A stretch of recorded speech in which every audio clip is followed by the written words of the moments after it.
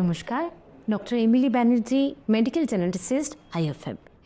আজকে SMA কথাটা শুনেছেন আমার মনে হয়, স্পাইনাল মাসকুলার অ্যাট্রফি। খুব রিসেন্টলি এটা ফোকাসে এসছে, কারণ কলকাতাতে আমাদের এখানে দুটো জিন থেরাপি এই ডিজিজটার জন্য দুজন পেশেন্টের জিন থেরাপি হয়েছে। সেই কারণে হয়তো এটা নিউজে ফোকাসে এসছে, কিন্তু জিন থেরাপি অনেক পরের কথা।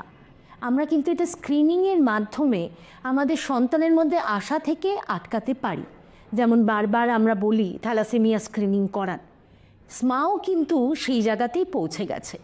বর্তমান পরিসংখ্যান যদি দেখি, তাহলে প্রতি 38 জনে 38 জনকে আমরা যদি স্ক্রিন করি, একজন স্পাইনাল মাসকুলার অ্যাট্রফি স্মায়ের জন্য কেরিয়ার আমরা পাচ্ছি।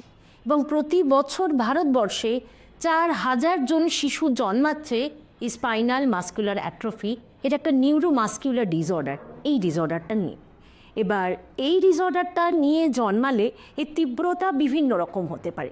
জন্মাবার এটা মেনলি এফেক্ট করে হচ্ছে মাসেলের যে শক্তিশালী হওয়া, তাকে, মাসেলের মুভমেন্টকে, ব্রিদিংকে, এবং খাওয়ার যে দরকার হয় আমাদের তার মাসেলের যে মুভমেন্টগুলো সেই জায়গাটাকে। রেসপিরেটরি যা বাচ্চাদের সেই প্রবলেমও আসে।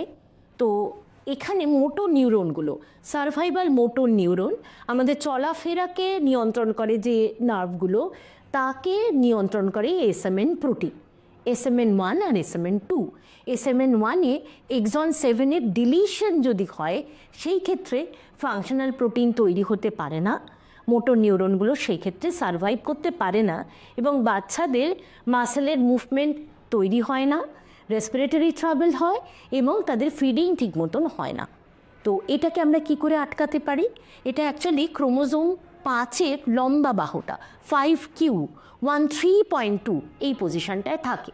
বাবা এবং মা দুজনের মধ্যেই যদি একটা জিনে ডিলিশনটা থাকে, তাহলে একসাথে বাচ্চাতে যাওয়ার সম্ভাবনা প্রত্যেক প্রেগন্যান্সিতে 25%।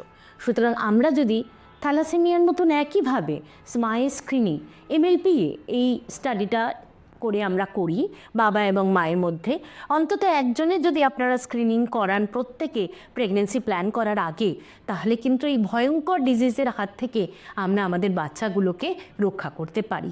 একদম হুইলচেয়ার বাউন্ড হয়ে যায়, কোনো ক্ষেত্রে 6 মাসের বেশি এই বাচ্চাগুলি সার্ভাইভও করে না। সুতরাং স্মাইল স্ক্রিনিংও আপনারা করান, প্রেগনেন্সি প্ল্যান করলে স্মাইল স্ক্রিনিং অবশ্যই করান। নমস্কার।